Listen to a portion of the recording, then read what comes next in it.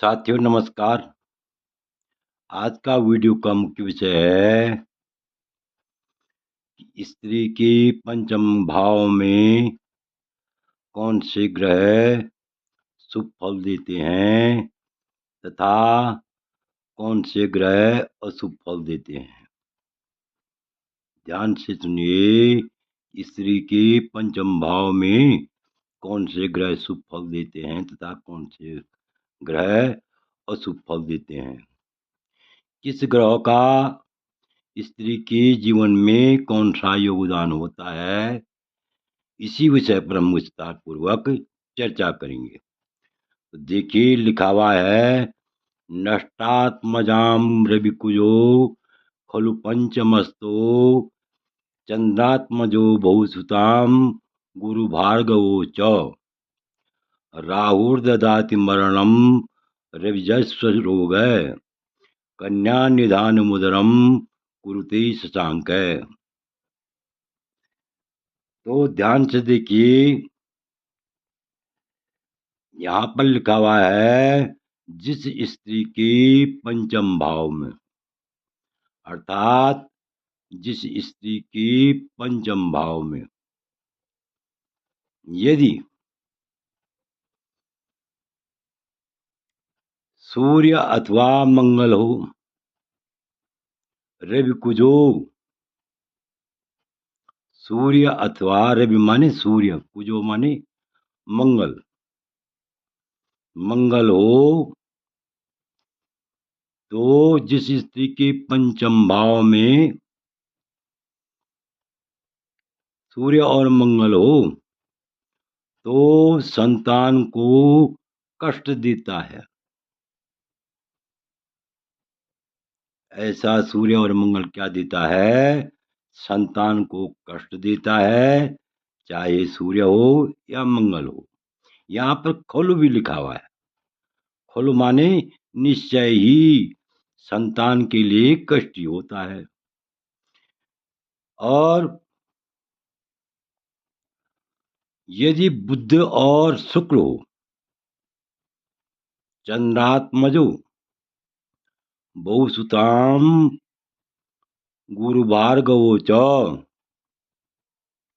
यदि जो है चंद्रात्मजो मतलब बुध और बृहस्पति और शुक्र, गुरु माने बृहस्पति, भार्गव माने शुक्र, ये तीन ग्रह यदि किसी स्त्री के पंचम भाव में बुध, बृहस्पति और शुक्र हो, बहुसुताम यथेच संतान होती है, अर्थात यथेच संतान का जन्म होता है। जितनी भी संतान की इच्छा हो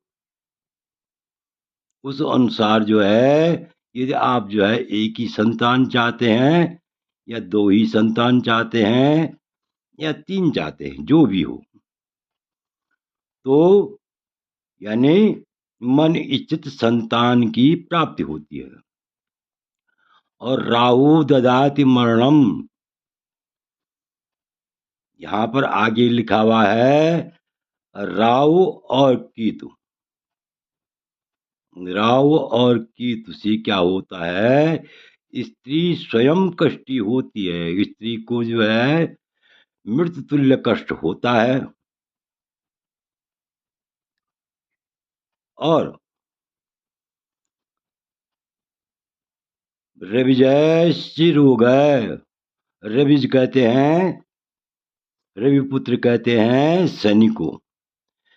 यानी यदि स्त्री के पंचम भाव में शनिश्चर हो तो ऐसी स्त्री क्या होती है? रोगी होती है। ऐसी स्त्री पर जो है क्या होते हैं? शनि अधिक रोग पैदा करता है। और यदि कन्या हो शशांक, कन्या निधानम उदरम कुरुते, यदि चंद्रमा, यदि किसी स्त्री के पंचम भाव में चंद्रमा हो तो कन्या ज्यादा पैदा होती है, कन्या ज्यादा उत्पन्न होती है, अर्थात अधिक क्या होती है, कन्या अधिक होती है। अब भावार्थ में जो है और भी स्पष्ट हो जाएगा। यदि किसी स्त्री के पंचम भाव में, यदि किसी स्त्री की जन्म कुंडली में पंचम भाव में सूर्य अथवा मंगल बैठा हुआ हो, सूर्य बैठा हुआ हो या मंगल बैठा हुआ हो, तो ऐसे में क्या होता है, उस स्त्री की संतान को कष्ट होता है, संतान को कष्ट होता है। और यदि बुध बैठा हुआ हो, यदि किसी स्त्री के पंचम भाव में बुध बैठा हुआ हो या बृहस्पति बैठा हुआ हो या शुक्र बैठा हुआ हो, तो वह स्त्री जो है यथेच्छ,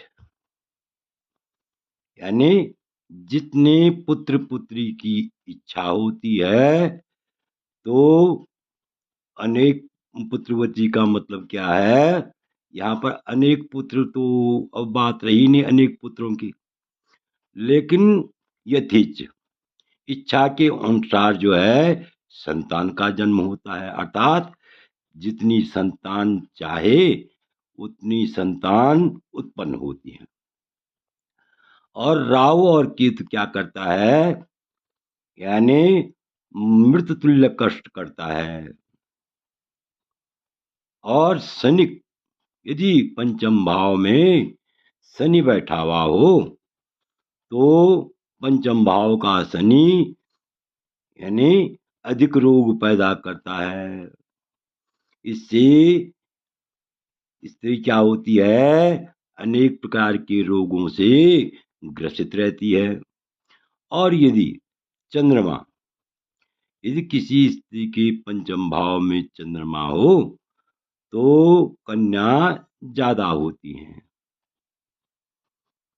तो इस प्रकार से पंचम भाव में स्त्री के शुभाशुभ ग्रहों का उल्लेख किया गया है। आशा है कि आप इस वीडियो को भली भांति समझ गए होंगे।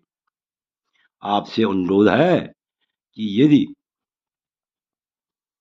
आपको यह वीडियो अच्छा लगे तो मेरे चैनल को अवश्य सब्सक्राइब कीजिए, वीडियो को लाइक कीजिए, शेयर कीजिए। और सबसे बड़ी बात यह है कि यानी कुल मिलाकर के हम इस सारांश पर पहुंचे, इस तथ्य पर पहुंचे हैं कि स्त्री की कुंडली में पंचम भाव में बुध, बृहस्पति और शुक्र हो, तो यह अत्यंत शुभ फल देने वाले होते हैं। ऐसी स्त्री की पुत्रवती तथा सौभाग्यवती योग होते हैं। और यदि जो है राहु, केतु, सूर्य, मंगल और चंद्रमा, यानी जो क्रूर ग्रह हैं वो बैठे हुए हों, तो ऐसे में जो है स्त्री को क्या अशुभ फल देते हैं ये ग्रह। और इस प्रकार से यदि कन्या चंद्रमा हो पंचम स्थान में स्त्री का, तो अधिक ज्यादा कन्या ज्यादा होती है। आशा है कि आप इस वीडियो को भली बात समझ गए होंगे। आपसे अनुरोध है कि यदि वीडियो अच्छा लगे तो अवश्य चैनल को सब्सक्राइब कीजिए, लाइक कीजिए, शेयर कीजिए। वीडियो देखने के लिए बहुत बहुत धन्यवाद।